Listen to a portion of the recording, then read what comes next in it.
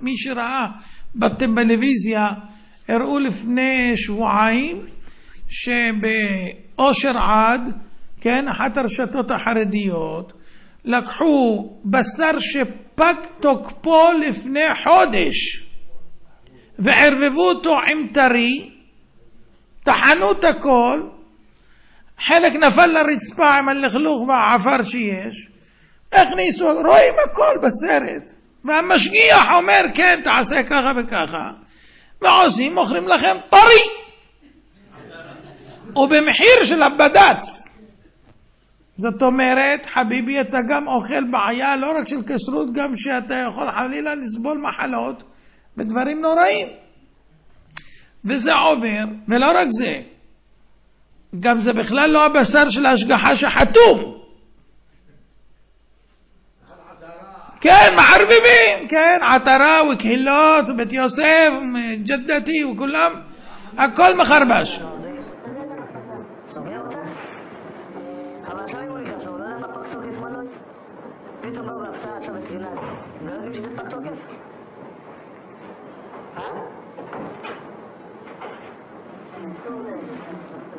גם תיקחו לסור לנו? תגיד לי, ואם אנחנו עושים את זה מבחינת ההלכה, זה מותר לנו?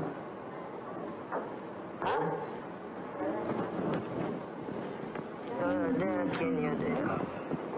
אושר עד היא רשת מרכולים שמיועדת בעיקר לציבור שמחפש מזון זול, גם לציבור הכללי, גם לציבור הדתי וגם לציבור החרדי.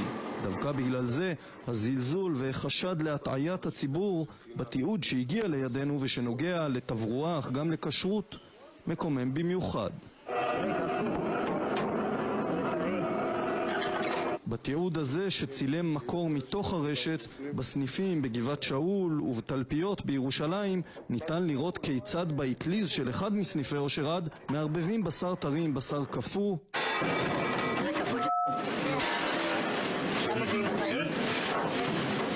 כיצד יש בשר ישן במקררים.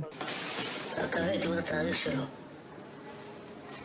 28/11. זאת אומרת, לפני כמעט חודש ומשהו. וגרוע מכך, עדות לכך שטוחנים בשר שפג תוקפו. ואנחנו פה באושר עד. בשר שעבר כבר תאריך, שתאריך כביכול העשירי.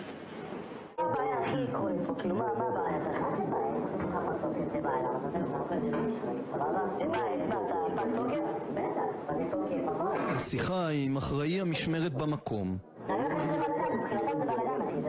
ושאנחנו תוכלים להגיד את הממשל עם הכפוף. מה זה?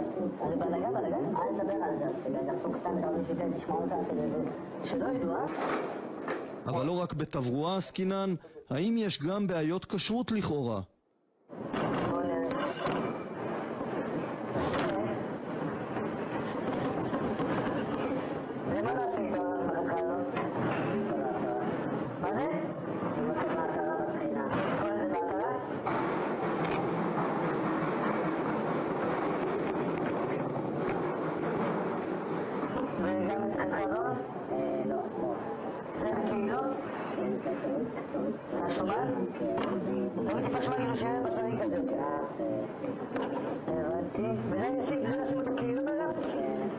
האם מה שעושה כאן משגיח הכשרות מטעם קהילות זה בעצם לערבב כשרויות?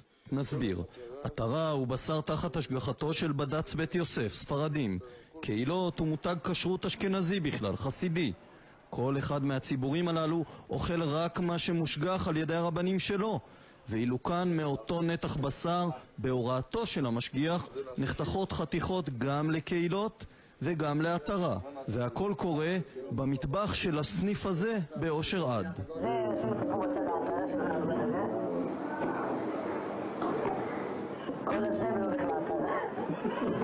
נדגיש, המשגיח אינו עובד של אושר עד, אלא הוא כאן מטעם בד"ץ קהילות. כל הערבוב הזה נעשה בלא של הקונים, יש מושג על כך. שלום, אני מדבר עם אברום. כן. אתה המשגיח של קהילות באושר עד? כן. ואתה המשגיח גם של עטרה באושר עד? אני לא עונה על שאלות כאלה. יש לנו קטע שבו אתה מתועד, מצולם, לוקח נתח בשר אחד ומחלק חלק לקהילות וחלק להתרה. ואני לא עונה תגובות. זה נעשה קהילות. מה נעשה? זה להתרה או לקהילות מהטבעות? בוא ביחד, זה. שימו לזה קערה ירוקה של קהילות.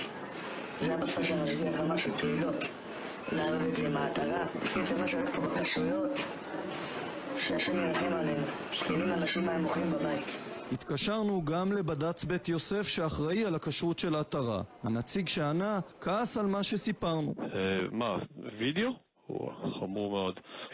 קודם כל ברור שזה גרוע ביותר, אבל אין לנו כבר תעודת כשרות באושר עד, מה שאומר שאין לנו משגיח באושר עד. כלומר זה שהוא עשה את זה חמור. הם מוכרים שם מה שהארוז כבר ומגיע עם הולוגרמה, שזה מדבקת זיהוי מיוחדת שיש לנו, זה אומר שזה נארז על ידי בן אדם שלנו וזה הגיע לשם ארוז. מה שהם מחלקים שם, אם זה עם הולוגרמה זה אומר שזה נעשה על ידינו. אם זה בלי הולוגרמה אלא סתם מדבקה שהם רושמים מטרה, הם יכולים לדחוף שם מה שהם רוצים. זה ברור שזה הטעיה. הם לוקחים את הבשר של ההתרה, חותכים אותו, שמים אותו בקערה ירוקה, נגיד זה קהילות, שמים שם את הבשר, ואנשים חושבים שהם אוכלים מטרה. אבל הם לא אוכלים מטרה, אותו דבר ההפך. משגיח פה שמה שהוא רוצה. שם מתחילה פעולה, אוכלים טלים, כפור, התרה, יש פה קהילות בפנים. אז מה זה, התרה וקהילות? קהילות והתרה. עכשיו רוצה שהתשובה של התרה, אני לוקח מדבקה, קלים קלות. שם ההתרה, שם זה נהיה התרה, פה זה נהיה קהילות, פה נהיה התרה, כל משחק. אנשים אוכלים, קראים לזה כשרות. הנה, זה ההולוגרמות, מה הבעיה? אני לא קיים בכלל. אני לא משגיח, לא כלום. זה מה שמוזר פה.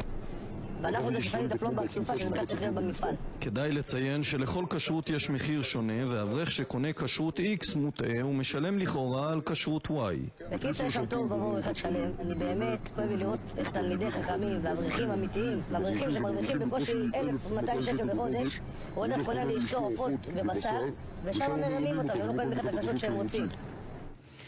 אוקיי, הרבה מאוד אנשים עכשיו מתהפכים במיטותיהם בחוסר נחת. מה התגובות, ישראל? בואו נתחיל עם התגובות. אז תגובת אושר עד לעניין התברואה, אנו נמצאים בפיקוח וטרינר צמוד מטעם הרשויות.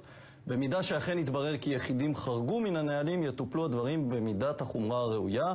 לעניין הכשרות באושר עד, לעתים קרובות השחיטה של כשרויות מהודרות בהשגחת ועדי הכשרות השונים מתבצעת במשותף בנוכחות צוותים של שתי הכשרויות. בשר שהגיע בכשרות כפולה ניתן לשיווק תחת כל אחת מהכשרויות.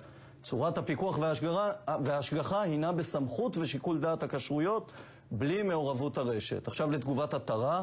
מוצרי התרה מגיעים לרשתות השיווק ארוזים וחתומים בחותמות הכשרות המהודרות בית יוסף תוך הקפדה מרבית על הכשרות בכל תהליכי הייצור.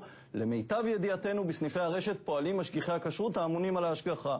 אנו סמוכים ובטוחים כי במידה שאכן יתגלו חריגות מהנהלים בסניף, הן יטופלו באופן מיידי על ידי מנהלי הרשת. תגובת בד"ץ בית יוסף. משאלותיכם עולה כי אינכם מודעים לדבר בסיסי ביותר בתחום כשרות הבשר. ברמה גבוהה של כשרויות ייתכנו שחיטות על ידי צוותים משותפים לכמה בד"צים, ולפיכך המוצרים הנמכרים מאושרים על ידי יותר מבד"ץ אחד. ואת יודעת, אושרת, התגובה של בד"ץ בית יוסף באמת מאוד מאוד משעשעת אותי, משום שלפני רגע ראינו בכתבה, בהקלטה שעשיתי רק עד בוקר, שנציג של בד"ץ בית יוסף אומר לי שזה חמור מאוד ושזה היום ונורא. ויש את ההולוגרמה, ובסוף הכל קומבינה. אני לא יודע, למשגיחים הפתרונים, אני בכלל באופן אישי אוכל בהשגחת הרבנות הראשית לישראל, ובכלל מעדיף צמחונות, אז... כן, אבל למי שאוהב בשר כדאי לשים לב לדברים האלה. תודה רבה לך, ישראל רוטנר.